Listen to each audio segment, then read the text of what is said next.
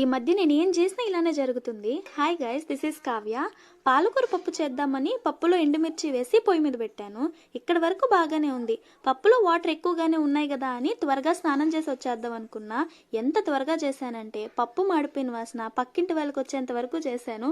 అదేంటో మన ఇంట్లో ఏదైనా మాడిపోతే మనకు తప్ప చుట్టుపక్కల వాళ్ళందరికీ వస్తుంది వాసన. ఇంకా చేసేదేం లేక పై పప్పు అంతా పక్కకు తీసి అందులోనే కొంచెం టొమాటో, ఎర్రగడ్డ, ఆకైతే మంచిగా గడిగేసి దాంట్లో వేసేసి మళ్ళీ స్టవ్ మీద పెట్టి ఎలాగోలా అయితే మేనేజ్ చేసేసా. ఇంకా సాంప్రదాయం ప్రకారం తిరగమాత కూడా మాడిపోయిందిలేండి. ఇది నాకు ఎప్పుడు జరిగేదే, రొటీన్ అయిపోయింది.